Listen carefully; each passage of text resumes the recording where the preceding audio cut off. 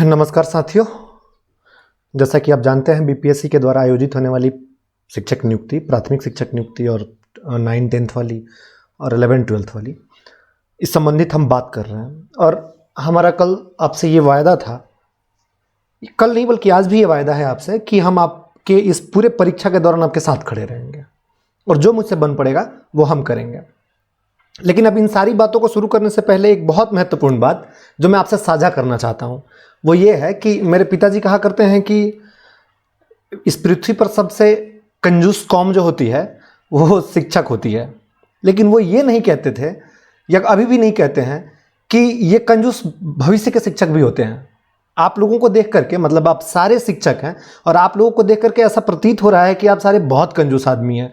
आप इतने व्यू बढ़ा रहे हैं, लेकिन सब्सक्राइब भी तो करते जाइए ना। मैं कौन सा पैसा मांग रहा हूं आपसे, बस सब्सक्राइब करते चले जाइए। और मैं दावा कर रहा हूं कि पूरे YouTube में सबसे बेहतर अगर मैं आपको सुझाव ना दूं या बेहतर अनुभव ना दूं या बेहतर कंटेंट भी ना उपलब्ध कराऊं तो अब बाद में अनसब्सक्राइब कर जाना।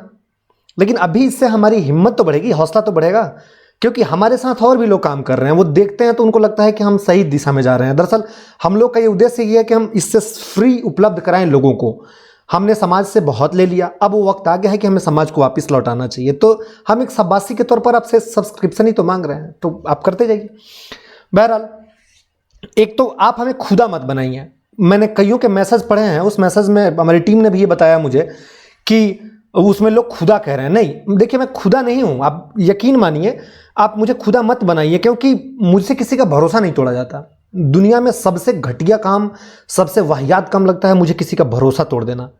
आपने बहुत मुश्किल से मुझ पर भरोसा जमा लिया और वो उसको मैं इतना आसानी से तोड़ दूं।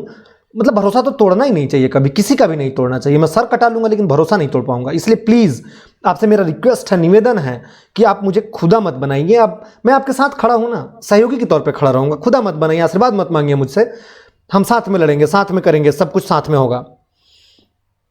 खैर, कुछ जरूरी बातें करनी थी आपसे, और वो जरूरी बातें ये है, मैं आपको आज सारे विशेष टॉपिक बता दूंगा, सब इंपॉर्टेंट टॉपिक बता दूंगा कि आपको कहां से पढ़ना है, कैसे पढ़ना है। मैं वो बुक तक का बता दूंगा, उस बुक में कितना लाइन पढ़ना है ये भी बता दूंगा मैं। लेकिन उससे पहले कुछ जरूरी बातें कर लूं। वो जरूरी बातें ये हैं कि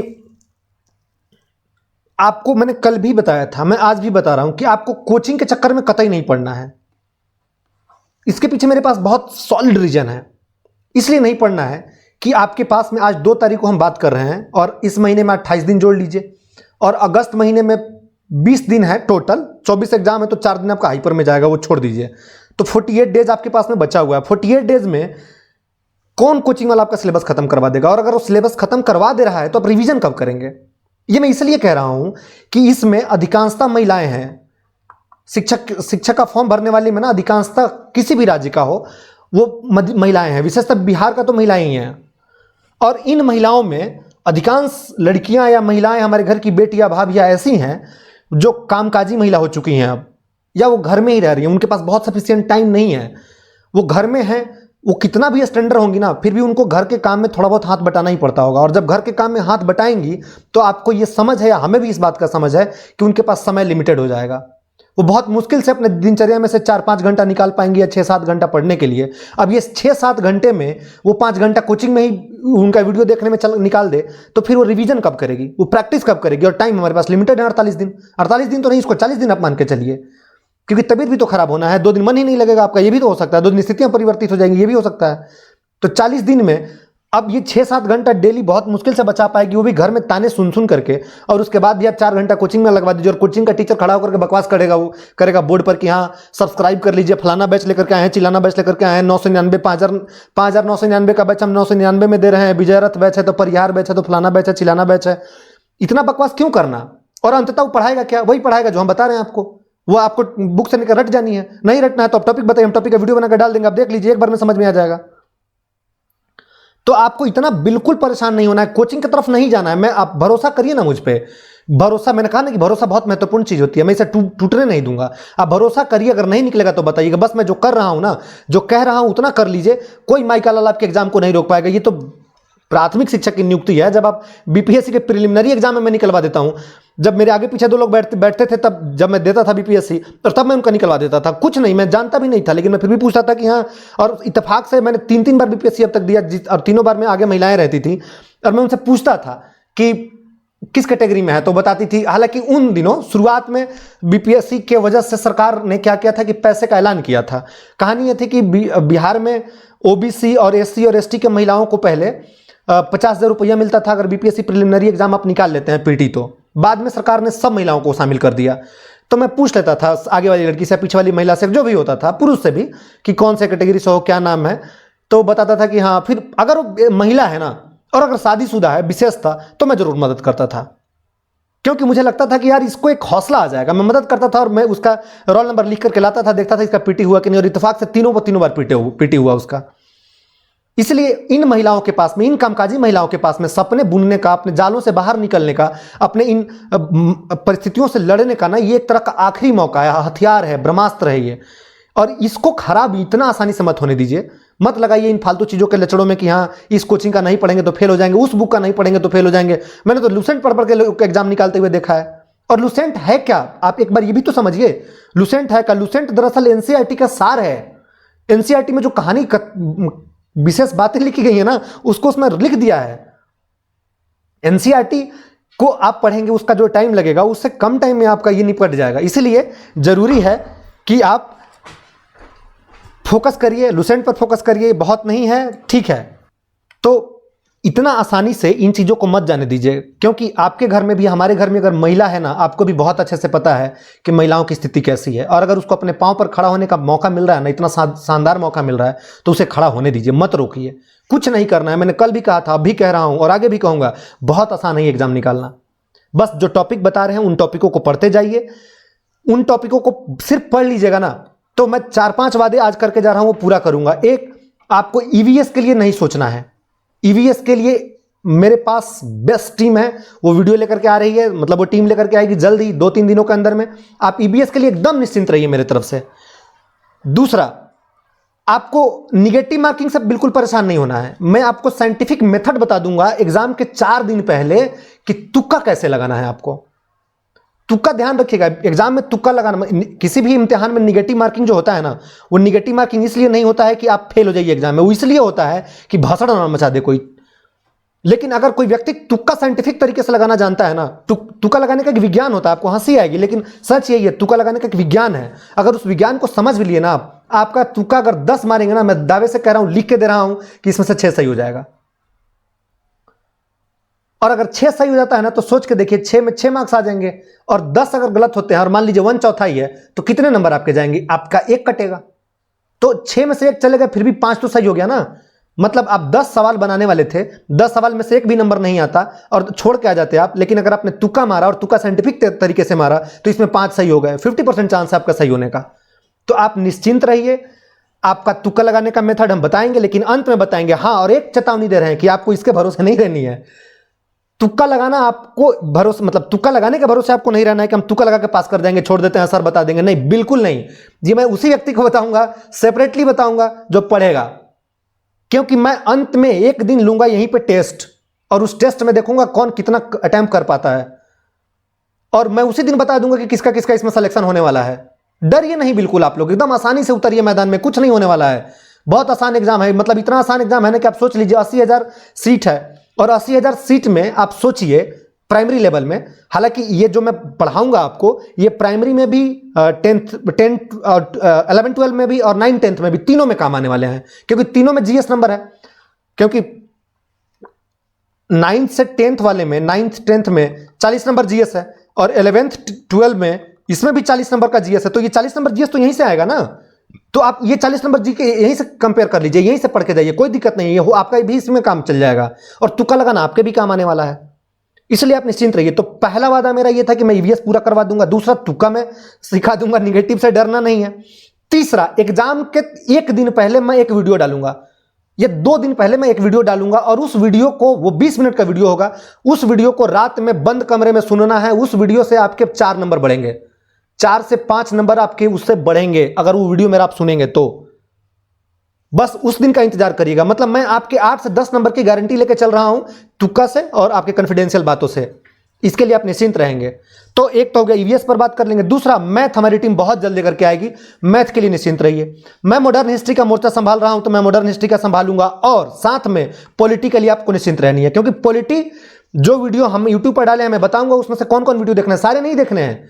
और मेरे अब तक जो मैंने हिस्ट्री के चैनल पे वीडियो डाले हैं ना, वो भी नहीं देखने हैं आपको, क्योंकि वो आपके लिए है ही नहीं, वो बहुत डीप में है, वो यूपीएससी और बीपीएससी के लिए है, आपके लिए नहीं है। इसलिए मैं झूठ मूठ कैसे कह दूं कि आपको जाकर के देखे अपना टाइम बर्बाद करिए। मुझे व्यू नहीं बढ़ाने आपसे, मुझे नहीं चाहिए व्यू, मुझे रोजी रोटी ईश्वर ने दे रखा है, ठीक ठाक चलता है अपना जीवन। इसलिए मैं आपको वो चीजें बताऊंगा जो जरूरी है। और अब से मैं जो मॉडर्न हिस्ट्री की वीडियो डालूंगा ना, वो आपको देखनी है। अब यहां तक ही नहीं देखनी है, भूल के भी नहीं देखनी है, टाइम बर्बाद है आपका, वो टाइम आपको बचाना है। और पॉलिटी की जो मैंने वीडियो डाली है उसमें से कौन कौन वीडियो डाली देखना है आपको, वो भी मैं पिन कर दूंगा कमेंट बॉक्स में, या मैं उसमें आपको उसका लिंक दे दूंगा, वहां से आपको देखनी है। मैं बता भी दूंगा कि कौन कौन सी वीडियो देखनी है, सारी वीडियो नहीं देखनी है पॉलिटी की। तो पॉलिटी, ईवीएस, मैथ और हिस्ट्री, 4 सब्जेक्ट का मैं गारंटी ले रहा हूं, गारंटी हो जाएगा। और बहुत जल्द हमारी बात हो रही है, हमारे एक मित्र हैं, वो अभी डिप्टी कलेक्टर हैं बिहार में ही, हालांकि उसके बाद भी उनका प्रोफेसर में चयन हो गया है, तो वो उनसे मैंने बात किया, बहुत अनुभवी व्यक्ति हैं और बहुत शानदार पढ़ाते हैं। अगर उनसे हमारी बात ठीक बैठ जाती है तो वो भी निःशुल्क ही करने को तैयार हैं। तो अगर वो आते हैं तो वो पूरे बिहार स्पेशल का वीडियो आपको बना करके दे देंगे, आपको कहीं नहीं भटकना है। बाकी जो मैं बुक बता रहा हूं ना, उन बुकों पे भरोसा रखिए। ऑब्जेक्टिव मैं कराऊंगा एक बार, मैं लास्ट में जब अगस्त महीना स्टार्ट हो जाएगा, या अगस्त मिड मान लीजिए, 10 से 12 अगस्त का जब टाइम आ जाएगा, तब मैं आपको स्टैटिक्स जीके की वीडियो लेकर के आऊंगा। वो आप देख लीजिएगा, स्टैटिक्स पढ़े तो आप रहेंगे ही रहेंगे, देख लीजिएगा, रिवीजन में आपको काम आ जाएगा, आपका काम हो जाएगा। इसलिए परेशान बिल्कुल मत होइए। 5-6 घंटे मुश्किल से आपके पास टाइम है, चाहे आप स्त्री हो या पुरुष हो, और 5-6 घंटे में आप कोचिंग में देखेंगे, और फलाना batch, Chilhana batch, Pariyar batch, ये batch, this batch, that batch, इसमें ना टाइम बर्बाद करिए। निवेदन है आपसे, नौकरी का टाइम आ गया, सीरियस हो लीजिए। अगर हाँ आपको ऑफलाइन या ऑनलाइन बैच में जाकर के धक्का मुक्की खेलनी है ना, क्यों नहीं मारना है, और इसका पता पूछना है कि कहाँ रहती हो, बताओ, तुम अच्छी लगती हो, और बच्चों का अपना नाम सोचना है ना, फ्यूचर बच्चों का नाम सोच लेना है, देख कर कहीं कलम मांगते हुए, तब आप जाइए, कोई दिक्कत नहीं है ना। अगर नौकरी के लिए बात कर रहे हैं ना, और सीरियस होकर के बात करें, क्योंकि भीड़ नहीं है 80,000 में। इस 80,000 में भीड़ इसलिए नहीं है कि बिहार में 2019 में हुआ था स्टेट, और उस समय जो लोग स्टेट दिए थे वो लोग अब तक बैठे नहीं होंगे, वो लोग पीजी कर चुके होंगे। तो बिहार वाले अधिकतर लोग जो स्टेट में बैठे थे वो भरेंगे 9-10th में, वो भरेंगे 11-12 में, ठीक है, और वो प्राइमरी में भी भरेंगे। और आप में से सिर्फ सारे लोग प्राइमरी में भरेंगे, जो अदर स्टेट वाले हैं और जो बिहार वाले हैं, वो सिर्फ प्राइमरी में भरेंगे। और प्राइमरी में भी कौन, सिर्फ बीएड वाले ही भरेंगे, जो सीटेट कर रखा है, बीएड कर रखा है।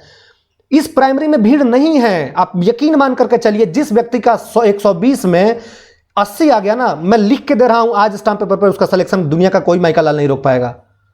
बस अब थोड़ा भरोसा रखिए मुझ पर, चलिए मेरे साथ, कोई दिक्कत नहीं होगा। एक बार भरोसा किया है ना, भरोसा टूटने नहीं देंगे आपको। और आप अपने गट्स को पहचानिए, आप में वो गट्स है, आप कर सकते हैं। आपने पहली क्लास पास की होगी, 5वीं क्लास पास की होगी, 8वीं क्लास पास की होगी, 10वीं की होगी, 12वीं की होगी, ग्रेजुएशन किया होगा, बीएड किया होगा, सीटेट निकाला होगा, तब आप यहां तक पहुंचे हैं। और आप अपने आप को लुंज पुंज मत समझिए कि इसका बुक देख करके पिघल गए कि अरे यार ये फलाना बुक है, नहीं पढ़ा तो मोक्ष नहीं मिलेगी, अरे वो चिलाना बुक है, नहीं पढ़ा तो मोक्ष नहीं मिलेगी। अगर ऐसा नहीं किए ना तो नुकसान होगा आपका।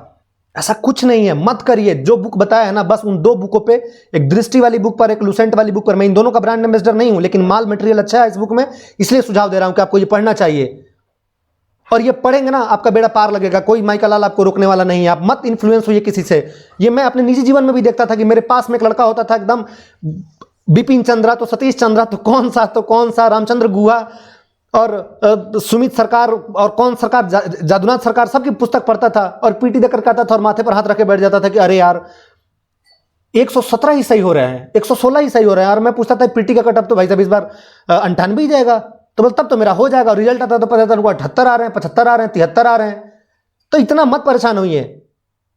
मेरा तो बोर्ड तक नहीं नंबर काट पाता। मैं क्या कहा कि 113 नंबर आएगा, 113 नंबर आया, मैं क्या कहा 108 नंबर आएगा, 108 नंबर आया। इसलिए आपको परेशान नहीं होना है, आप भरोसा रखिए मुझ पर। मैं बेहतर बातें आपको बता रहा हूं, आप अपने पे भरोसा रखिए, मेरे साथ अपने आप पे भरोसा रखिए कि आप कर लेंगे। आप नहीं करेंगे तो कौन करेगा साहब, आप बताइए ना। अच्छा मान लीजिए थोड़ी देर के लिए कि आपकी गर्लफ्रेंड, आपकी पत्नी, आपकी बीबी, पड़ोसी के बीबी से, आपकी बीबी से ज्यादा खूबसूरत बीबी अगर पड़ोस की बीबी होगी तो क्या आप उसकी तरफ निकल के चले जाएंगे? या आप अपनी बीबी पर भरोसा करेंगे, अपनी गर्लफ्रेंड पर भरोसा करेंगे, अपने पति पर, अपने बॉयफ्रेंड पर भरोसा करेंगे कि यार ये मेरा है और यही मेरे साथ हमेशा काम आने वाला है? तो अगर यही आपके साथ काम आने वाला है ना, तो उसके साथ पूरी निष्ठा से रहिए, पूरी ईमानदारी से रहिए। तो वैसे ही आपका अगर बुद्धि विचार बेहतर है ना, या घटिया भी है, बुरा भी है, कमजोर भी है, तो आपको उसे शर्माना नहीं, आपको उस पर भरोसा करना है कि चाहे जैसा भी है मेरा है। इसलिए परेशान मत होइए, आप करेंगे पीटी। यार कुछ नहीं है इसमें, दम ही नहीं है इसमें, मैं लिख के दे रहा हूं। मैं दावा कर रहा हूं कि मेरे अगर बैच से आप जुड़ेंगे ना, बैच क्या, मैं तो पढ़ा थोड़े ना रहा हूं, मैं टीचर थोड़े ना हूं, मैं तो एक तरह का सहयोगी हूं आपका। मैंने अपने जीवन जो मैंने समाज से लिया है मैं आपको वापस लौटा रहा हूं। अब मेरा टाइम आ गया है, मुझे लौटाना चाहिए, तो मैं लौटाने की कोशिश कर रहा हूं, आप भी लौटाएंगे। और 100 आईएएस पैदा करने और 100 आईपीएस पैदा करने से तो बेहतर है कि 1000 टीचर पैदा करने की जो समाज का निर्माण करेगा। और आप सारे समाज निर्माण करने के लिए जुड़ने जा रहे हैं, तो ये यज्ञ में मेरी आहुति क्यों ना हो, मैं इस यज्ञ में अपना हाथ क्यों ना दूं। मैं अगर 100 लोगों का भी घर बसा पाया तो मैं समझूंगा कि मैंने अश्वमेध कर लिया और मेरे पुण्य, मतलब मेरे प्रायश्चित कट गए, मेरे पुण्य हो गए। तो आप करेंगे, बस थोड़ा भरोसा रखिए और अपने आप पे भरोसा रखिए, उन्हीं चीजों को पढ़िए जो मैं बता रहा हूं। तो मैंने बहुत ज्यादा ज्ञान दे दिया आपको, लेकिन जरूरी था ये। आइए अब हम बात करते हैं उन मुद्दों पे कि कौन कौन से टॉपिक पढ़ने चाहिए और ये कहां कहां से पढ़ने। पहले तो मैं, आपके पास कोई भी बुक हो, चाहे वो लूसेंट हो या क्राउन हो या यक्षु पब्लिकेशन, किसी मैडम ने मुझे कमेंट में बताया था कि यक्षु पब्लिकेशन की पुस्तक है, मैं नहीं जानता उस पुस्तक को, लेकिन मुझे लगता है सारी पुस्तकें बातें तो एक ही लिखती होंगी। तो मैं टॉपिक्स का नाम बता दे रहा हूं, आप वो टॉपिक ढूंढ ढूंढ के पढ़ लीजिएगा। और इसके बाद में मैं लूसेंट का टॉपिक बता दूंगा कि लूसेंट में पहले क्या पढ़ना है, आज जो बहुत महत्वपूर्ण है उसका मैं लिस्ट अलग से दूंगा, वो पढ़ लेना है। और ऐसे ही करके मैं सारे विषय की बात करूंगा एक एक करके। आप कॉपी डाउन कर सकते हैं तो नोट कर लीजिए, अगर नहीं कर सकते हैं तब एक काम करिए, आप स्क्रीनशॉट इसका ले लीजिएगा। स्क्रीनशॉट में तो आपको दिक्कत नहीं होगी, लेकिन हाँ मैं लिख दूंगा, इसमें फिर दिक्कत रहेगी। आपको बुध पढ़ना है, बुध के बारे में बीपीएससी का फेवरेट टॉपिक है, हर बार पूछे जाते हैं, तो बुध पढ़ लीजिएगा। उसी के साथ जैन भी पढ़ लीजिएगा, फेवरेट टॉपिक है, खूब पूछते हैं, पढ़ लीजिएगा। और अब आप कह रहे होंगे कि उसमें लिखा ही नहीं है, उसमें तो आधुनिक भारत का स्वतंत्रता संग्राम लिखा हुआ है। ध्यान रखिएगा, उसने एक टॉपिक पहले ही जोड़ दिया, सामान्य ध्यान, जी है जनरल स्टडी, जी के, उसमें पूछ लेगा वो। तो आप उसके भरोसे मत रहिए, उसने क्या दिया, वो उसका सिलेबस हर एग्जाम के लिए उतना ही होता है। आप, मैं जो कह रहा हूं इस पर भरोसा करके जाइएगा, शस्त्र सारे लेकर के जाइए। मैदान में उतरने के बाद में ये नहीं कि हाँ अरे हम तो बंदूक लाए, गोली लेना भूल गए, अरे हम ये फलाना बंदूक लाए, हम तो रिवॉल्वर लेना भूल गए क्योंकि उसका लंबी होती है। तो ये सब नहीं, सारे पढ़ करके जाइए। और कितना लगेगा, 20-20 मिनट सब टॉपिक को पढ़ने में लगेगा आपको। तो बुद्ध, जैन, हड़प्पा, मौर्य वंश। मौर्य वंश में आपको ना वंशावली पढ़ लेनी है कि किसका क्या नाम है, क्या है। अच्छा सॉरी, मैं ये बताना भूलिए कि इसमें क्या पढ़ना है। बुद्ध को पढ़ लीजिएगा कि उनका क्या नाम था, उनके त्रिरत्न क्या थे, उनके उपदेश क्या थे, वो कहाँ उपदेश पहली बार दिया था, वो कौन से प्रतीक से क्या नवाजे जाते थे, मतलब उनका प्रतीक क्या था। जैसे जन्म के लिए कमल और सांड का उपयोग किया जाता है, गृह त्याग के लिए घोड़ा दिखाया जाता है, ज्ञान के लिए बोधि वृक्ष दिखाया जाता है, मतलब पीपल का पेड़ दिखाया जाता है, निर्वाण के लिए पश्चिम दिखाया जाता है। तो ये सारी चीजें बुद्ध में आप देख लीजिएगा, और सेम पैरेलल जैन में देख लीजिएगा। जैन में सारे तीर्थकर रटने की जरूरत नहीं है, पहला तीर्थकर, 23वां तीर्थकर और 24वां तीर्थकर, इन तीनों को पढ़ लीजिएगा। जैन कहाँ कहाँ गए, क्या क्या उपदेश दिया, ये देख लीजिएगा। हड़प्पा में सभ्यताएं कौन कौन सी थी, स्थल उसके कौन कौन से हैं, वो देख लीजिएगा। वैदिक युग से बीपीएससी नहीं पूछता है तो मैं उसे थोड़ा बच रहा हूं। मौर्य वंश के सारे बादशाहों का नाम देख लीजिएगा कि कौन बादशाह कब पैदा, मतलब कौन शासक कब पैदा हुआ था, उनका एक क्रम देख लीजिएगा। गुप्त वंश में किसकी उपाधि क्या थी, समुद्रगुप्त की उपाधि कौन सी थी, किसकी उपाधि क्या थी, ये उपाधि देख लीजिएगा, इनकी वंशावली देख लीजिएगा। उसके बाद चलिएगा सीधे दिल्ली सल्तनत पर, मिडाइवल हिस्ट्री में, मध्यकालीन भारत में। दिल्ली सल्तनत में गुलाम वंश को खूब ठीक से पढ़ लीजिएगा। गुलाम वंश में पूछते हैं वो गुलाम वंश ने कौन कौन से भवन बनवाए थे, जैसे कुतुबुद्दीन ऐबक ने, इल्तुतमिश ने, रजिया सुल्तान ने, ये देख लीजिएगा। खिलजी वंश में अलाउद्दीन खिलजी को केंद्रित करके वो पूछते हैं, क्योंकि अलाउद्दीन खिलजी के आसपास का जो मामला है ना, जैसे कि अलाउद्दीन खिलजी ने जो दीवाने मुस्तखराज यानी वित्त विभाग रखा था, उसका क्या नाम था, उसका व्यवस्था क्या था। तो ये लूसेंट अगर आप देखेंगे ना तो उसमें एक बॉक्स ही दिया हुआ है, और बॉक्स में बड़ा कसीने से इसको सजाया हुआ है। आपको पढ़ने में मजा आएगा, आपको लगेगा कि हाँ यार ये रट लेना चाहिए, और आप देखते देखते रट लेंगे। मतलब अपने दिमाग में एक हायरार्की सेट कर लेंगे कि फिरोज शाह तुगलक जैसे दीवाने बंदगान खोला था उसने, दीवाने खैरात खोला था उसने, दीवाने इस्तिकाक खोला था, बड़ा पढ़ा लिखा आदमी था फिरोज शाह तुगलक, तो उसने फ्री का चैरिटी का काम बड़ा सारा किया। मतलब हम लोग उसी से इंस्पिरेशन लेकर के ये सब कर रहे हैं, तो वो वैसा ही व्यक्ति था, तो उसका एक बार आप देख लीजिएगा। उसके बाद में मुगलों का भवन देख लीजिएगा। मुगलों का भवन का मतलब वो है कि जैसे लाल किला कहाँ है, किसने बनवाया है, आगरा का में ताजमहल कहाँ है, आपको पता होना चाहिए, आगरा में भी एक किला है, लाल किला। तो वो, और मिडाइवल हिस्ट्री के टाइम में कितनी पुस्तकें लिखी गई थी और उन पुस्तकों के लेखक कौन है, इसकी सूची आप कहीं से निकाल लीजिएगा, एलुसेंट से देख लीजिएगा, जहां आपको मिले इसको रट जाइएगा। इससे एक दो सवाल पूछ ही लेता है, जैसे किताबुल हिंद किसने लिखा था, तो उसमें ऑप्शन 4 दे देगा, उस ऑप्शन में आपको टिकना रहेगा। अब इसके बाद में रिटर्न होकर के आइए अपने सबसे बड़े महानायक, हमारा मतलब मेरे आइडियल हैं, ये मेरे आइडियल का मतलब है कि मेरे डायनेमिक हीरो हैं गांधी जी। इनको पढ़िएगा ठीक से, इनको मैं भावुक होकर नहीं कह रहा हूं, इनको इसलिए पढ़िएगा क्योंकि गांधी जी से संबंधित सवाल सबसे ज्यादा पूछे जाते हैं। मैं एक सवाल तो अभी कह रहा हूं, आप लिख लीजिए, ये सवाल आपके पेपर में होगा। वो सवाल होगा कि चंपारण सत्याग्रह रिलेटेड, चंपारण सत्याग्रह बापू रिलेटेड एक सवाल आता ही आता है। वैसे ही 1857 की क्रांति और वीर कुंवर सिंह संबंधित एक सवाल अभी ही लिख करके ले लीजिए, आएगा ही आएगा। 2 सवाल मैं अभी आपको पहले बता रहा हूं, पेपर लीक हो गया है, आप किसी को बताइएगा नहीं, ये हमारे और आपके बीच पर्सनल बात है, सीक्रेट छुपा कर रखिएगा इन दोनों बातों को।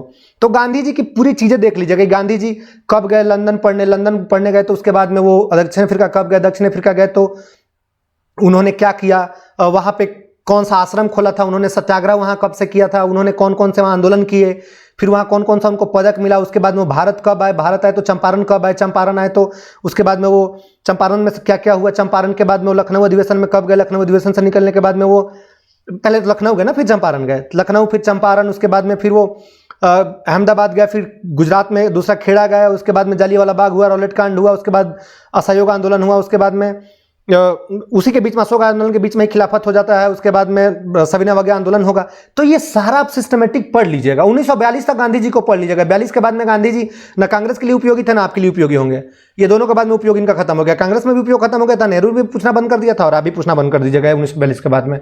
तो गांधी जी को वहां पढ़ लीजिएगा। उसके बाद गांधी जी की पुस्तकें, गांधी जी की पत्रिकाएं, गांधी जी के सहयोगी।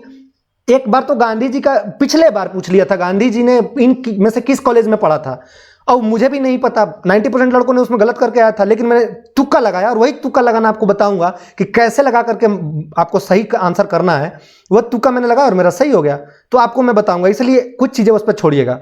दूसरा, गांधी जी के बाद जो महत्वपूर्ण टॉपिक है वो कांग्रेस।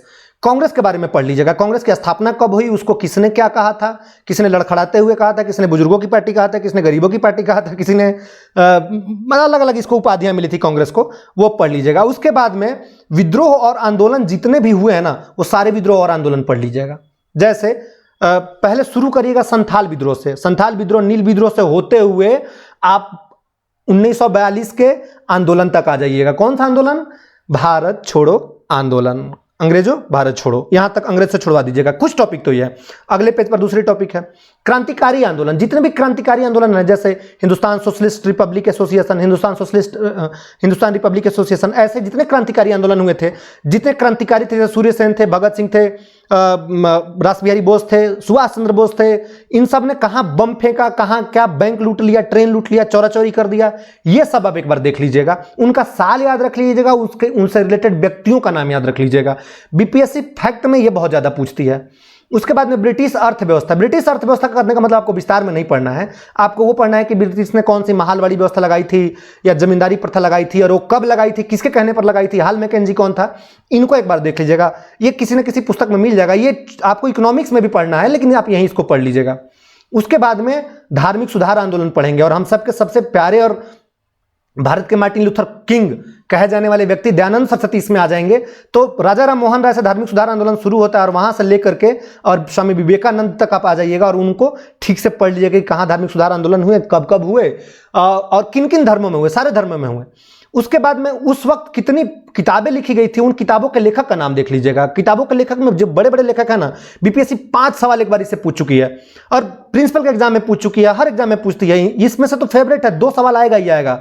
मतलब इसको VVI में आप करके रखिए, VVI, जितना VVI करके ले जाइए आप, इसमें रखिए, क्योंकि इससे 2-3 सवाल फिक्स है कि न्यूज़पेपर कौन सा था, कौन सी पत्रिका कौन छपता था, हर पुस्तक में मिल जाएगा। अगर आपके पास कोई भी बुक होगा ना, उसमें ये मिल जाएगा कि न्यूज़पेपर, पत्रिकाएं, पत्रिकाएं जो आज़ादी के समय में छपती थी, और वो किताब के लेखक कौन थे, महात्मा गांधी ने कौन सी पुस्तकें लिखी थी, नेहरू जी ने कौन सी पुस्तकें लिखी थी, राजेंद्र प्रसाद ने कौन सी पुस्तकें लिखी थी, इन सबको एक बार आप देख लीजिएगा। उसके बाद में कांग्रेस के महत्वपूर्ण अधिवेशन देख लीजिएगा। सारे अधिवेशन नहीं, सिर्फ महत्वपूर्ण अधिवेशन, उनके अध्यक्ष, उनके साल, उनका स्थान, ये 4 देख लीजिएगा।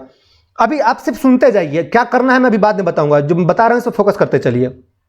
गांधी जी रिपीट हो गए हैं, लेकिन गांधी जी को क्या, कोई बात नहीं, इनको क्षमा आइए, ये टॉपिक लग रहा है रिपीट हो गए हैं, तो इतना आपको कर लेना है यहां से, ठीक है। उसके बाद आइए भूगोल पर।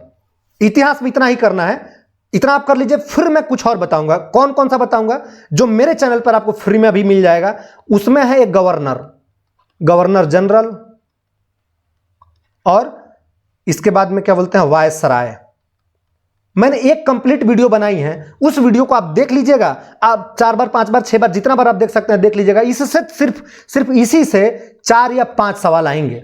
गवर्नर जनरल वायसराय, क्योंकि देखिए महत्वपूर्ण काम तो गवर्नर ही कर रहे हैं और अंग्रेजों के टाइम में ही कर रहे हैं, उसमें कांग्रेस भी शामिल है, उसमें पूरा भारत शामिल है, तो गवर्नरों में ही वो शामिल कर दिया गया है। तो ये कर लीजिएगा। अभी मैं बताऊंगा हिस्ट्री के और टॉपिक बताऊंगा जो लुसेंट में अभी आपको आज से रटना प्रारंभ कर देना है, और रटने की पद्धति क्या होगी ये भी मैं बता दूंगा, वो अगले स्लाइड में आपको मिलेगा। बहरहाल अभी इसको यहीं छोड़ते हैं, आगे ये भूगोल पर अब बात कर लेते हैं। हिस्ट्री के इतने टॉपिक हैं, आप करिए, कुछ बाहर नहीं जाएगा, ये पूरा का पूरा सफिशियंट है। अब आते हैं भूगोल में। भूगोल में आपको ब्रह्मांड के बारे में सब जान लेना है। ब्रह्मांड के बारे में जैसे कि बिल्कुल बेसिक, कि जैसे मंदाकिनी क्या है, निहारिका क्या है, दुग्ध मेखला क्या है, ये सारी चीजें बेसिक चीजें आप ब्रह्मांड का पढ़ लीजिएगा। उसके बाद में सौर मंडल को थोड़ा डिटेल में पढ़ना पड़ेगा आपको। सौर मंडल में सूर्य के बारे में ठीक से पढ़ लीजिएगा कि सूर्य का क्या मामला है, और इसी में यहीं पे आप पढ़ लीजिएगा, अगर पॉसिबल हो तो यहीं पे पढ़ लीजिएगा सारे ग्रहों को, या ग्रहों को अलग से ही पढ़ लीजिएगा। ग्रह की परिक्रमा, उसकी गति, कौन किस दिशा में नाचता है, इतना ही डिटेल है। उसके बाद में देख लीजिएगा कि ग्रहों का ऑर्डर क्या है, परंपरागत ग्रह कौन है, बौना ग्रह कौन कहलाता है, आकार के अनुसार ग्रहों का क्या क्रम है, घनत्व के अनुसार ग्रहों का क्या क्रम है, द्रव्यमान के अनुसार ग्रहों का क्या क्रम है। ऐसे मैं थोड़ा ज़्यादा ही बोल दिया, लेकिन आपको इतना कर लेना है। उसके बाद में ग्रह जब खत्म हो जाएंगे सारे डिटेल, तब इनके उपग्रहों के बारे में बात कर लीजिएगा कि किसके कितने उपग्रह हैं। सबका नहीं याद रखिएगा तो कम से कम उतना तो याद रख लीजिएगा कि सबसे अधिक किसका है, सबसे कम किसका है, और पृथ्वी का कितना है, पृथ्वी का कौन है। पृथ्वी का तो आपको पता ही होगा, आप लोगों को कंपेयर करते ही होंगे, कोई ना कोई चांस है। अब आइए पृथ्वी की आंतरिक संरचना पर। पृथ्वी की आंतरिक संरचना का मतलब है कि आपको उसका स्ट्रक्चर पढ़ लेना, जैसे नीफा, सीमेस, सियाल, ये सब तो आपने पढ़ा ही होगा ना, तो ये सब एक बार आप देख लीजिएगा। और साथ ही साथ यहीं पे आपको घूर्णन गति, परिक्रमण गति, अक्षांश, देशांतर, ये सारा भी यहीं क्लियर कर लीजिएगा। उसके बाद में उपसौर, अपसौर, ये सब तो बेसिक चीजें हैं जो आप देख ही लेंगे, छोटे एकदम 1-1 मिनट 2-2 मिनट का मामला है, ये सब निपटा लीजिएगा। फिर लौटाइएगा स्थल मंडल पर। स्थल मंडल में जितने मंडल है ना, क्षोभ मंडल, संताप मंडल, ओजोन मंडल, आयन मंडल, बाह्य मंडल, ये सारा पढ़ लीजिएगा। उसके बाद भूकंप देख लीजिएगा। भूकंप में जो 3 उनकी तरंगे होती हैं, उन तरंगों को ठीक से पढ़ लीजिएगा। उसके बाद में महाद्वीप कितने होते हैं, और हर महाद्वीप में कौन सबसे बड़ा देश है, सबसे छोटा देश कौन है, ये एक बार रट लीजिएगा। और इसी के साथ में वायुमंडल में क्या प्रतिशत मात्रा है, हालांकि ईवीएस में ही आएगा, लेकिन आप अगर यहां देख लेंगे तो आपको ही फायदा होगा, हमारा तो क्या, आपको ही फायदा होगा हमारे साथ साथ में। तो वायुमंडल में आपको ये सब मतलब गैसों की मात्राएं हैं, ये सब देख लीजिएगा कि नाइट्रोजन कितना %, ऑक्सीजन कितना % है, क्योंकि इतना ही पूछता है बीपीएससी यहां से।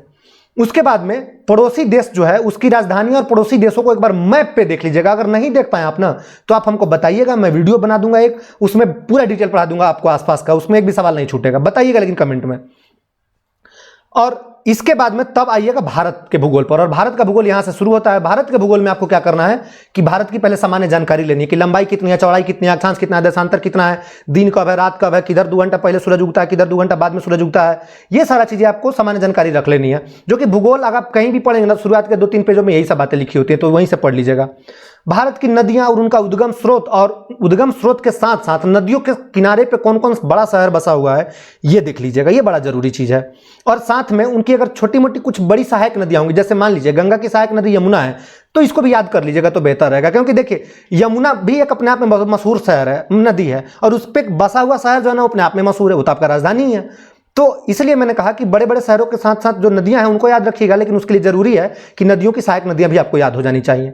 भारत में कौन कौन झील है, कहाँ झील है, मीठे पानी की झील कौन है, खारे पानी की झील कौन है, तीखे पानी की झील कौन है, सारा देख लीजिएगा। किस राज्य में कौन सा झील है ये देख लीजिएगा, जम्मू कश्मीर में कौन सा झील है और लेह लद्दाख में कौन सा झील है, ये सब मतलब झील पूरा देख लीजिएगा।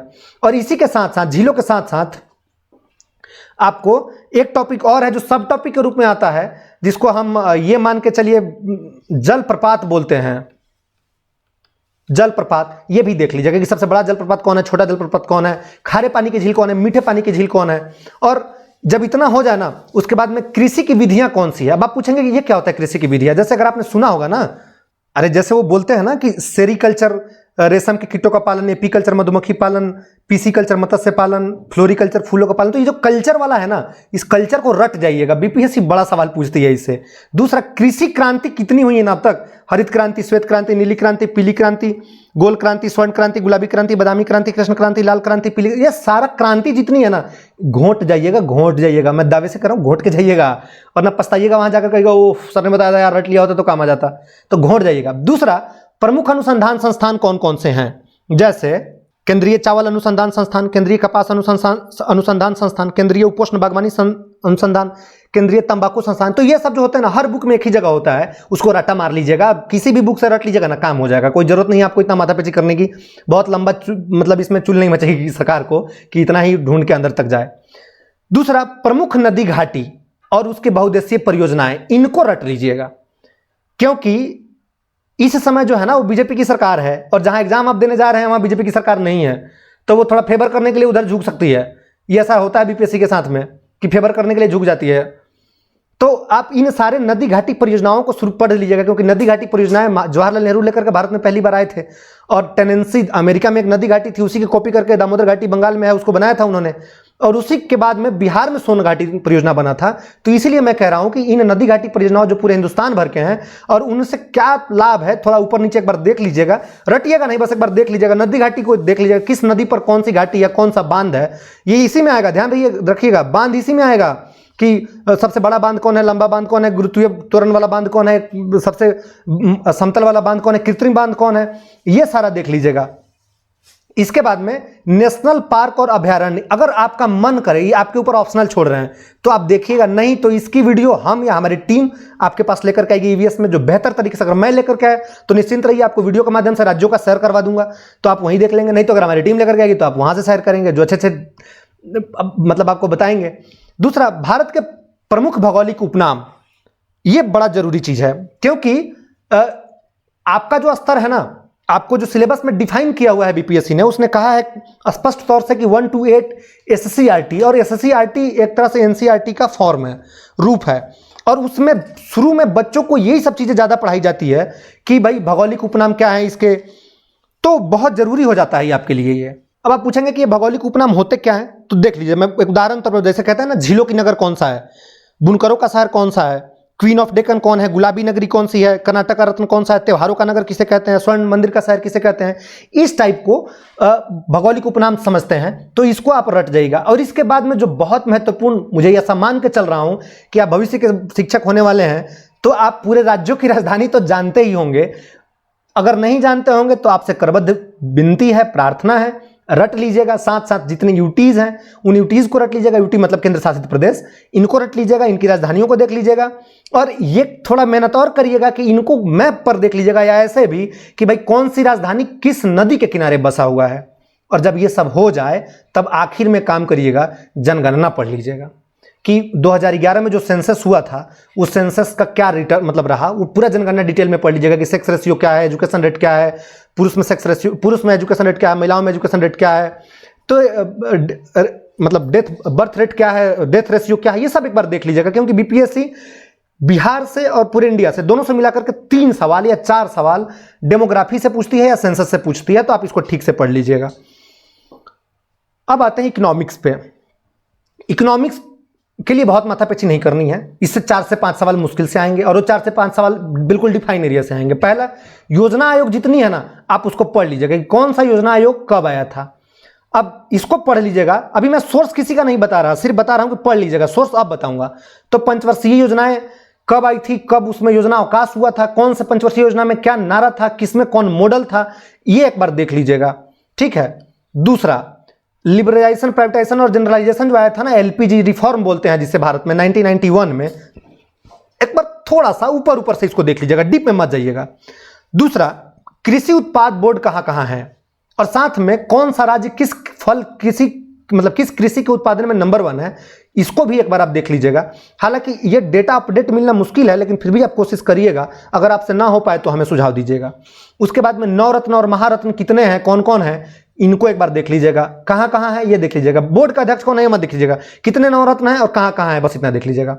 और महत्वपूर्ण समितियां कौन कौन सी बनी थी अब तक, वो देख लीजिएगा। महत्वपूर्ण समितियां का मतलब है कि जैसे लकड़बग्घा समिति थी, वो बनी थी, या रंगराजन समिति थी, वो बनी थी, मतलब अलग अलग समितियां जो बनी थी ना, जो अलग अलग कामों के लिए इकोनॉमिक्स रिलेटेड, उनको देख लीजिएगा। और लुसेंट आपके पास होगा ना, तो लुसेंट के आखिरी में, मतलब लुसेंट के इकोनॉमिक्स वाले चैप्टर के आखिर में, बुक के आखिर में नहीं, इकोनॉमिक्स वाले चैप्टर के आखिर में 3 से 4 पेज विविध तथ्य हैं, मिसलेनियस हैं, उनको देख लीजिएगा। मैं फिर कह रहा हूं, लास्ट वाला मिसलेनियस नहीं, इकोनॉमिक्स चैप्टर के लास्ट में जो मिसलेनियस है ना, उसको पढ़ लीजिएगा, रट लीजिएगा, आपका काम हो जाएगा। अब आते हैं पॉलिटी पे। पॉलिटी पे जो सबसे महत्वपूर्ण टॉपिक है जिसे बीपीएससी पूछती रही है और वो आपके लिए आसान भी है, उसमें कोई माथापेची और झोल नहीं है, वो है कि संविधान के स्रोत कहां से आए हैं। एक तो ये, दूसरा संविधान का भाग क्या है, 2, तीसरा अनुसूचियां उसमें क्या क्या है, वो कौन सी समिति और उसके सदस्य कौन से, ये दोनों मंत्रिमंडल, मंत्रिमंडल दोनों का मतलब है कि सरकार आजाद होने से पहले जो मंत्रिमंडल बनी थी वो, दूसरा मौलिक अधिकार, और एक बहुत महत्वपूर्ण टॉपिक है बीपीएससी के लिए जिसका नाम है पार्लियामेंट, संसद। संसद के अनुच्छेद और जो उसके बहुमत वगैरह ये सब होते हैं ना, ये सब कहां से पढ़ना अभी मैं बताऊंगा, आप चिंता मत करिए, बस सुनते चलिए। दूसरा पंचायत और नगरपालिका, और दूसरा अनुच्छेद कि कौन सा अनुच्छेद से क्या मिलता है, खास करके फंडामेंटल राइट का अनुच्छेद पूछ लेगा, डीपीएसपी का अनुच्छेद पूछ लेगा, ये दो तो बड़े फेवरेट टॉपिक है, उससे पूछ लेता है। और डीपीएसपी का मतलब है राज्य के नीति निर्देशक तत्व, और उसके बाद में संशोधन, महत्वपूर्ण संशोधन, ये दोनों दो टॉपिक है, मैंने एक नहीं लिख दिया, दो टॉपिक है ये। दूसरा राज्यपाल या मुख्यमंत्री या मंत्रिमंडल, ये एक ही टॉपिक में आप इनको कोलैबोरेट कर लीजिएगा, बीपीएससी का इतना हॉट टॉपिक्स है, इनको आप पढ़ लीजिएगा। आइए ईवीएस, बिल्कुल चिंता नहीं करनी है, ईवीएस बहुत जल्द इसकी वीडियो यहीं मिलनी शुरू हो जाएगी, मैं खुद मॉनिटर करूंगा और मैं खुद ही पढ़ाऊंगा आपको, निश्चिंत रहिए इसके लिए। ईवीएस के लिए आपको बिल्कुल माथापच्ची नहीं करना है, मैं ईवीएस में आपको भरोसा दिला के चल रहा हूं, ईवीएस से एक भी सवाल बाहर नहीं जाने दूंगा, इतना बेहतर तरीके से आपको बताऊंगा कि आपको मजा आएगा। तो ईवीएस के लिए आप निश्चिंत रहिए, आप यहीं देख लीजिएगा, आपको डरने की नहीं है, भूत आपका भाग जाएगा इससे। अब आते हैं लुसेंट पर। लुसेंट बताने के बाद ये बताऊंगा कि उन टॉपिकों का स्रोत क्या होगा, आपको कहां से पढ़ना चाहिए, अगर लुसेंट नहीं है आपके पास तब, और है तब भी। लुसेंट में आपको शुरू करना है, ये मॉडर्न हिस्ट्री की बात कर रहा हूं, आधुनिक भारत का। आधुनिक भारत जो है लुसेंट में, वो पेज नंबर, मेरे ख्याल से लुसेंट के पेज नंबर 36 से, नया पुराना मतलब आप देख लीजिएगा, 36 से लेकर के 58 पेज नंबर तक मॉडर्न हिस्ट्री दिया हुआ है। तो मैं उसी में जो बॉक्स में है ना, उस बॉक्स के टॉपिकों को बता रहा हूं कि इन टॉपिकों को करना है, उसमें से मैंने कुछ छोड़ भी दिया है, वो आपको नहीं करना है। इन टॉपिकों को रट जाना है, और रटने में एक बॉक्स को रटने में मुश्किल से 3 मिनट लगेंगे, मुश्किल से। तो आप देख लीजिए कि जो मैं आपको दे रहा हूं ये एक तरह का होमवर्क ही है आपके लिए, और एक तरह का ये महत्वपूर्ण इंपॉर्टेंट टॉपिक भी है। आप इनको रट लीजिएगा तो आपका भला हो जाएगा, आपके बाल बच्चे खुश होंगे कि मेरे पापा को मास्टरी की नौकरी थी, या मेरी मम्मी को मास्टरी की नौकरी थी, या मेरी गर्लफ्रेंड को मास्टरी की नौकरी हो गई, तो आपको अच्छा लगेगा। मेरा काम है बता देना, वो शेर है ना कि अहले पैगाम सियासत समझे, मेरा काम है इशारा करना। तो दुनिया समझे क्या करना है, मेरा काम है इशारा कर देना। मैं बता दे रहा हूं कहां कहां से आएगा, आपका रटना ना रटना आपका काम है। पहला, मुगलों से स्वतंत्र होने वाले राज्य, उसके संस्थापक, ये सारे बॉक्स ही हैं, आप बुक खोलेंगे सब में मिल जाएगा, ये उत्तर होगा, गलत लिख दिया है। बॉक्स खोलकर मैच कर लीजिएगा, रट लीजिएगा उसको। दूसरा है मुगल सम्राट की उपाधि, मतलब वो उत्तरकालीन मुगल सम्राट और उपाधि। आप सुनते होंगे ना कि मोहम्मद शाह को क्या कहते थे, तो रंगीला हुआ करता था। फारूक सियर कौन था, तो वो घृणितकार था। तो ऐसे आप इनको रट लीजिएगा, बहुत मजा आएगा। नहीं तो अगर आपके पास बहुत फ्री का टाइम होना तो मैंने इन वीडियो डाला है इनका, इनको देख लीजिएगा, ये कितने छटे हुए थे। लेकिन मैं सुझाव दूंगा, नहीं देखिएगा, आपका टाइम बर्बाद होगा। उतना टाइम में कोई और वीडियो आप देखिएगा तो आपका काम हो जाएगा। बेशक वो मेरा ही वीडियो, लेकिन मुझे एडवर्टाइजिंग थोड़ा ना करना है, मुझे आपके सफलता से मतलब है। दूसरा, कंपनी का स्थापना और कंपनी कब है, ईस्ट इंडिया कंपनी या कोई भी कंपनी, पुर्तगाली कंपनी, डच कंपनी कितनी थी, ये कब स्थापित हुआ और कब भारत में आया, और पहले कौन स्थापित हुआ, पहले कौन भारत में आया, इसे देख लीजिएगा। ध्यान रहे, मैंने भी वीडियो डाला लेकिन आपको वो नहीं देखना है, मैं मना कर रहा हूं स्ट्रिक्टली, नहीं देखना है आपको, टाइम बर्बाद होगा आपका उससे, क्योंकि बहुत डिटेल में है, वो आपके काम का है ही नहीं, मतलब इस टीचर के लिए नहीं है, बाकी काम का होगा तो बाद में देख लीजिएगा। दूसरा, बंगाल के नवाब। बंगाल के नवाबों का क्रम याद रखिएगा, साल याद रह पाए तो ठीक, न रह पाए तो और भी ठीक, कोई दिक्कत नहीं है। प्रमुख युद्ध, वर्ष, गवर्नर जनरल, इसका एक वीडियो मैं ला दूंगा, उसमें सिर्फ 3 ही युद्धों का दिया हुआ है, जैसे प्रथम आंग्ल मराठा युद्ध का, प्रथम आंग्ल मैसूर युद्ध का, प्रथम कर्नाटक युद्ध का, प्रथम अफगान युद्ध का, प्रथम आंग्ल नेपाल युद्ध का, प्रथम आंग्ल बर्मा युद्ध का। तो ये 7-8 देशों से युद्ध हुए और सबसे 3-3, 4-4 युद्ध करा, तो कुल मिलाकर के 20-22, 24 युद्ध हो जाते हैं। और उसमें बॉक्स में सिर्फ 2 ही युद्ध का दे रखा है, 3 ही युद्ध का दे रखा है। तो मैं इस पर एक वीडियो ला दूंगा, आप एक बार बाद में याद दिला दीजिएगा, आप इसके लिए निश्चिंत रहिएगा।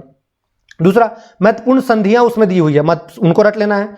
गवर्नर जनरल, वायसराय, ये नहीं पढ़ना है, वहां से क्यों नहीं पढ़ना है मैं बताऊंगा अभी, ये बॉक्स का नहीं पढ़ना है, छोड़ देना है। महत्वपूर्ण विद्रोह, रट जाना है, उसमें लिखा हुआ है, बिल्कुल रट जाना है आपको। 1857 की क्रांति और उस पर क्या क्या मत थे, 2 बॉक्स में अलग अलग दिया हुआ है। 1800 क्रांति कहां शुरू हुआ था, कौन भाग लिया था, यह देख लेना है, और उसके ऊपर किन किन विद्वानों का क्या मत था, यह देखना है, रट जाना है उसको। उसके बाद में कांग्रेस, कांग्रेस के बारे में, स्थापना के बारे में, और किसने क्या कहा कांग्रेस के बारे में, यह उसमें दिया हुआ है, इसे आप देख लीजिएगा, इसे रट जाइएगा। उसके बाद में एक बॉक्स में दिया हुआ 1893 का साल, ये बहुत महत्वपूर्ण साल है भारत के लिए, एक बार पढ़िएगा तो मुझे उम्मीद है कि आपको याद हो जाएगा, क्योंकि उसमें कहानी के तौर पर दिया हुआ है कि हाँ दो लोगों को गोली मार दिया, महात्मा गांधी चले गए, निबिसेंट आ गई, तो ऐसे जोड़ करके पढ़िएगा, आपको याद आ जाएगा। उसके बाद में गोलमेज सम्मेलन है, गोलमेज सम्मेलन 3 हुए थे भारत में। अब मैं भी बता रहा हूँ, पढ़ने की जरूरत नहीं पड़ेगी। 1930, 31 और 32 में वो तीनों गोलमेज सम्मेलन में, एक में महात्मा गांधी गए थे, कांग्रेस का अकेला वही थे, दूसरा कोई इसमें गया नहीं था, अंबेडकर साहब तीनों में गए थे। तो आपको ये एक बार देख लेना है, थोड़ा गूगल करके पढ़ लीजिएगा, ये काम आएगा आपको। दूसरा, धार्मिक, सामाजिक और राष्ट्रीय आंदोलन संबंधित जितनी संगठन और संस्थाएं थी, इसका एक बड़ा सा बॉक्स दिया हुआ है उसमें। मेरा करबद्ध निवेदन है आपसे कि इसको आप रट जाइएगा, इसके लिए थोड़ा भी लापरवाही मत करिएगा, आप रट जाइएगा। और इतना ही नहीं, अंग्रेजों के समय में जो महत्वपूर्ण विद्रोह हुए थे ना, उसका भी एक बॉक्स दिया हुआ है, उसको भी आप रट जाइएगा, वो बहुत काम का चीज है। उसमें रटने में क्या ध्यान रखना है, महत्वपूर्ण विद्रोह जो है, शासन के विरुद्ध जो विद्रोह है, जैसे सन्यासी विद्रोह पूछेगा तो सन्यासी विद्रोह में आपको यह रटना है सिर्फ कि यह हुआ कहां था, पहली बात तो ये। दूसरा, इसको शुरू किसने किया था, केना सरकार और बिरजी नारायण। तो ऐसे करके याद कर लेना है। और एक बार मैं बताऊं, अगर ये रट पाए तो ठीक है, नहीं तो मैं भी बता दूंगा कहां से पढ़ना है इसको। उसके बाद में राष्ट्रीय आंदोलन संबंधित महत्वपूर्ण आंदोलन और घटनाएं पढ़नी है आपको, ये बॉक्स में उसमें दिया हुआ है, वो आप रट जाइएगा। उसमें इतने बेहतर तरीके से दिया हुआ है एक जगह सजा करके कि आप अगर साल के हिसाब से भी याद करेंगे ना तो आपके काम आ जाएगा। जैसे एशियोटिक सोसाइटी की स्थापना कब हुई थी, आत्मीय सभा कब बैठा था, वेदांत कॉलेज कब शुरू हुआ था, युवा बंगाल आंदोलन कब शुरू हुआ था, ब्रह्म समाज कब हुआ था। तो ये सारे एक वीडियो हैं, आप उसको देख लीजिएगा। उसमें ऑडियो करें, पुस्तक में एक बॉक्स है, उसको देख लीजिएगा, याद हो जाएगा।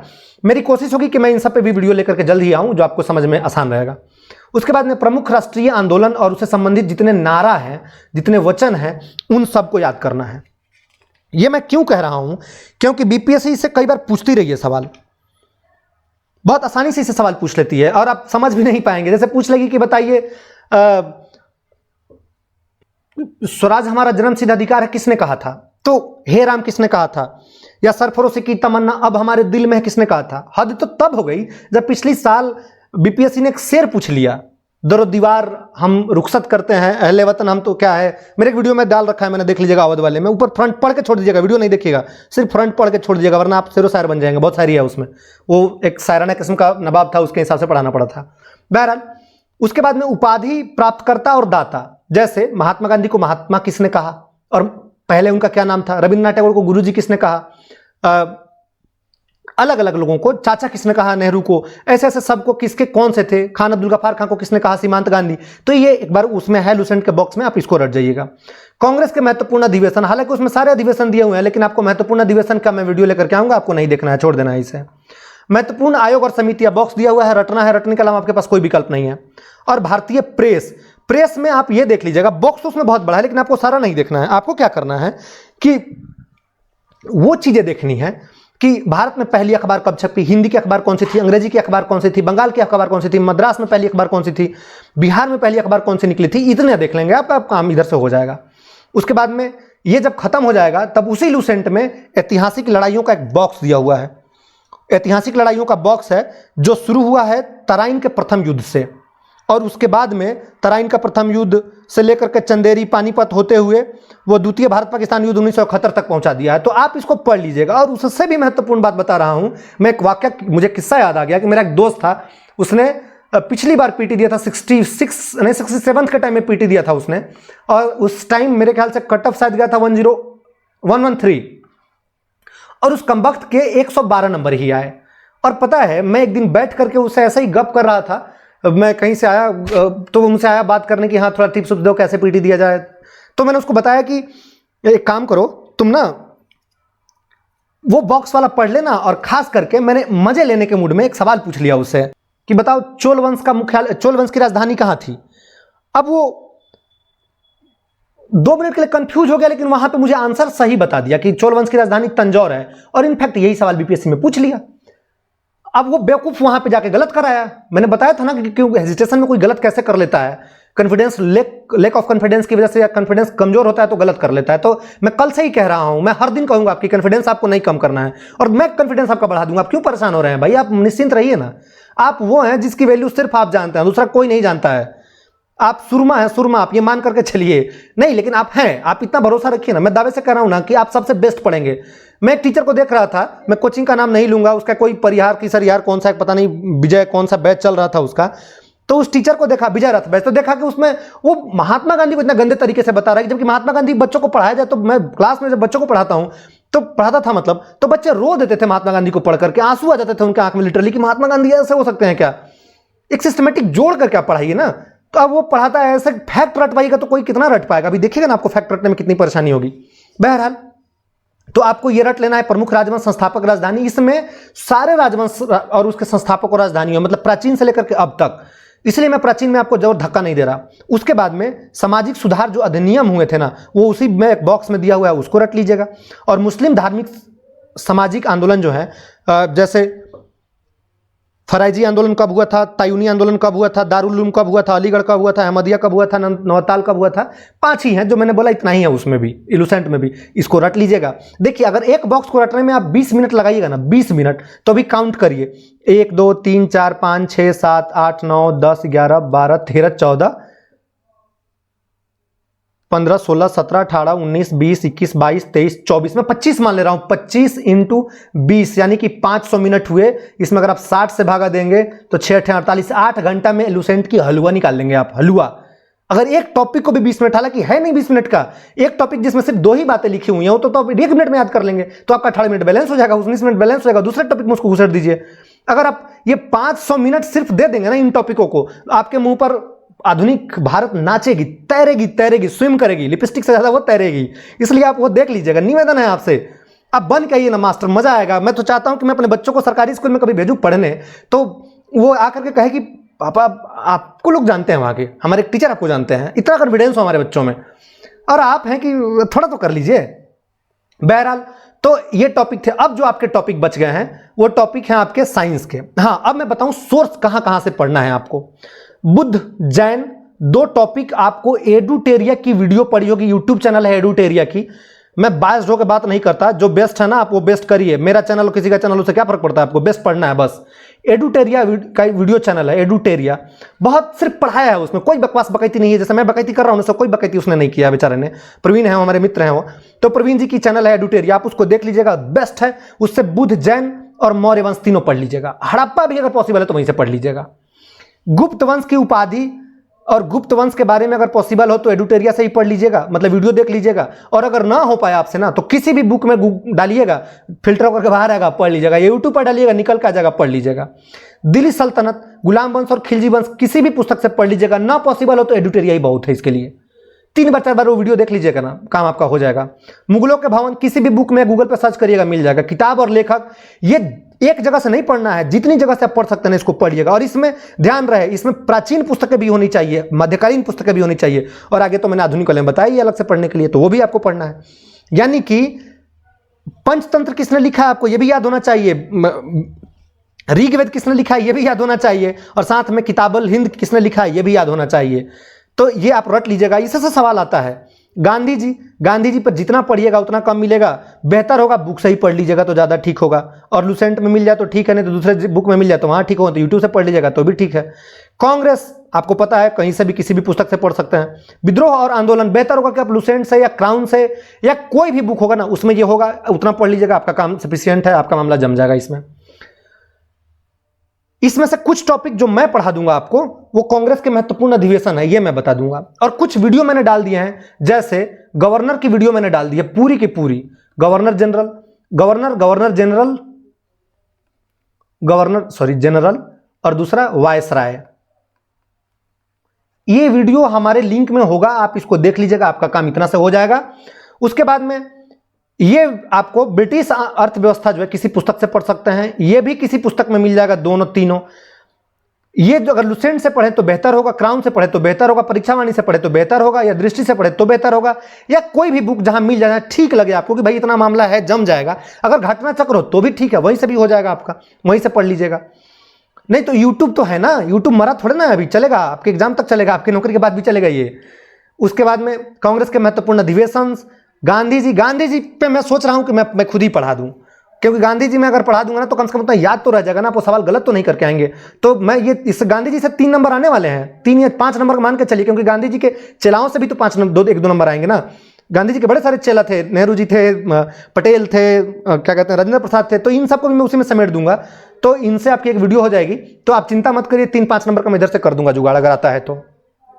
विद्रोह आंदोलन किसी भी बुक से चलेगा, क्रांतिकारी आंदोलन किसी भी बुक से चलेगा, ब्रिटिश अर्थव्यवस्था किसी भी बुक से चलेगा, धार्मिक सुधार आंदोलन ये तो बता ही दिया है, तो वही रिपीट ही हो रहा है। भूगोल के लिए आपको लुसेंट मिले तो सबसे बेस्ट, लुसेंट ना मिले तो क्राउन मिले तो भी बेस्ट, क्राउन ना मिले तो एसपीडी जीके हो आपके पास में, रेलवे वाली बुक होती है, अगर ये हो जीके, जी साइंस नहीं कर रहा हूं मैं, जीके तो भी बेस्ट। एसपीडी जीके में मैं बता दूंगा, बता क्या दूंगा, उसके स्टार्टिंग के 5-6 पेजों में, स्टार्टिंग का 20 पेज अगर उसका रट जाते हैं ना, तो आधा जीके आपका मजबूत ऐसा ही हो जाएगा। लुसेंट जीके, एसपीडी जीके वाला इतना बेस्ट बुक है उसका, शुरुआत के 20 पेज। लेकिन उसी में आप देख लीजिएगा उसमें भारत का भूगोल कहां है, और वहां से रट लीजिएगा इन सारी टॉपिकों को ढूंढ ढूंढ के। ये पड़ोसी देश और राजधानी, ये सारे लुसेंट का ही मटेरियल है। इसमें मैंने बता दिया था कि प्रमुख नदी घाटी परियोजनाएं आपको थोड़ा सा देख लेना है, नेशनल पार्क हमारे लोग लेकर के आ जाएंगे, भौगोलिक उपनाम आपको पढ़ना है, राज्य की राजधानी और जनगणना, ये आप अगर पढ़ पाए तो ठीक है, नहीं तो एडुटेरिया के चैनल पर ही वीडियो मिल जाएगा, उसे आप देख लीजिएगा। अगर उनसे ना देख पाए आप, तो आप एक काम करिएगा, आप किसी भी बुक के, खास करके लुसेंट के ना लास्ट में दिया हुआ है, आप उसको देख लीजिएगा, और नहीं तो किसी भी बुक का प्रीवियस ईयर होगा ना जनगणना सेंसस संबंधित, वो देख लीजिएगा, वहीं से काम हो जाएगा।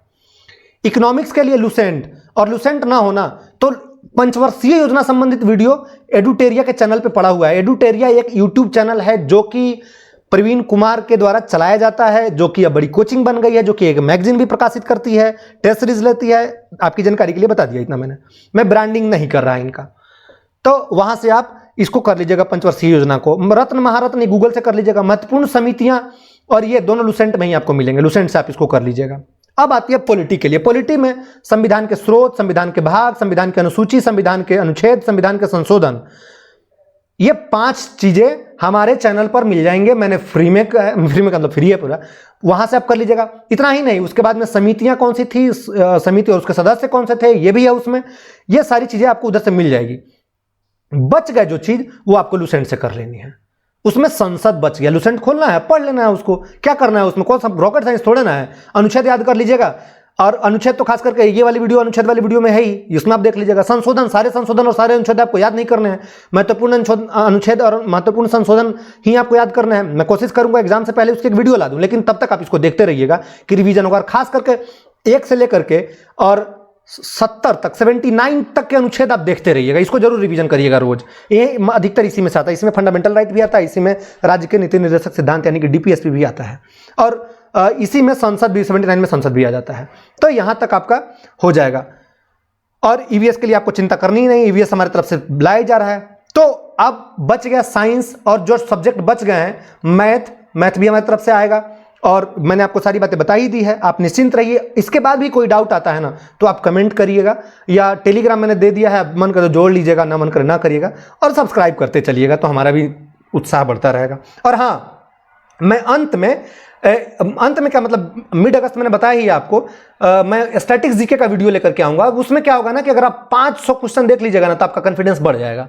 उसमें एक क्वेश्चन के साथ मैं बहुत डिस्क्रिप्शन में बात करूंगा ना, तो वो चीज़ आपके दिमाग में बैठती चली जाएंगी, और उसको 2-3 बार आप देख लीजिएगा, तो वो रिवीजन के तौर पर बहुत मजा आएगा। तो वो भी मैं लेकर के आऊंगा, निश्चिंत रहिए, मैं मास्टर बना के छोड़ूंगा आपको बहुत नहीं मचानी है, तबातोड़ नहीं मचानी है, परेशान नहीं होना है, किसी कोचिंग की तरफ नहीं जाना है। क्योंकि देखिए, अधिकतर लोग इसमें कामकाजी हैं, और कामकाजी हैं, अपना टाइम 6 घंटा 5 घंटा बेचारा बचाएंगे, उसमें 3 घंटा कोचिंग वालों को दे देंगे। रिवीजन कब करेगा आदमी, उसी में मूड खराब हो जाएगा। कोचिंग वाला ही कथा किस्सा कहानी का टाइम बर्बाद कर देगा। अब ये टाइम है क्या, नौकरी लेने का टाइम है, सिंसियर हो गया है। अगर पुरुषों को तो क्या है ना कि पुरुषों को अगर नौकरी नहीं होगी तो जीवन भर जी लेंगे वो, लेकिन महिलाओं को नौकरी नहीं होती ना, जीवन भर वो गुड्स बनकर रह जाती हैं। चाहे हमारे घर की बेटियां बहुआं बीबियां भाभियां हो, या आपके घर की बहू बेटी बीबी भाभी हो, गुड्स बन जाती हैं, वो वस्तुकरण हो जाता है उनका। आज ही मुझे कोई कह रहा था कि हाँ, उत्तर प्रदेश की किसी एससी कम्युनिटी का, ऐसा एसटी कम्युनिटी के किसी लड़के ने अपनी पत्नी को, चतुर्थवर्गीय कर्मचारी ने अपनी पत्नी को पढ़ा करके एसडीएम बनाया, और उसने विवाह कर लिया, और वो गाली दिए जा रहा था उस महिला को। मैंने कहा मूर्ख, थोड़ा तो दिमाग लगाओ, थोड़ा भी तो दिमाग नहीं होगा और ऐसे बात कर रहे हो यार। दुनिया में खुश रहने के बड़े सारे तरकीब हैं, सिर्फ यही नहीं है। हर व्यक्ति की अपनी आजादी होनी चाहिए। बहरहाल इस पर विमर्श का ही विषय है, इस पर बात बाद में किया जाएगा। अभी आप इन टॉपिकों को नोट कर लीजिएगा, स्क्रीनशॉट ले लीजिएगा। मैं ये हटा देता हूं इसका कलर, आप इसका स्क्रीनशॉट आसानी से ले पाएंगे, कोई दिक्कत नहीं होगा। ले लीजिए इनका स्क्रीनशॉट, मैंने कर दिया ठीक। इतिहास का ये है, इतिहास आपको ये किसी भी पुस्तक से पढ़नी है, ये भी किसी पुस्तक से पढ़नी है। इसमें रिपीट हो रहा है, जहां से रिपीट हो रहा है अपना देख लीजिएगा आप। दूसरा, भूगोल, लुसेंट अगर है तो बेहतर है, लुसेंट ही खरीद लीजिए, 120 रुपए की पुस्तक है, कोई ज़्यादा दिक्कत है नहीं। और ये खत्म कर लीजिएगा ना लुसेंट आप जल्दी से, तो मैं आपको तुरंत उसका भी शुरू करवा दूंगा और उसमें भी बता दूंगा महत्वपूर्ण टॉपिक क्या है। पूरा बुक वो भी नहीं पढ़ना पड़ेगा, दृष्टि वाली या और कोई भी बुक, इकोनॉमी का ही है, पॉलिटी का ही है। इसमें जो वीडियो है उसका लिंक मैं डाल दूंगा, वो देख लीजिएगा आप। ईवीएस पूरा फ्री है इसके तरफ से। तो आज के लिए बस इतना ही। जय हिंद, जय भारत।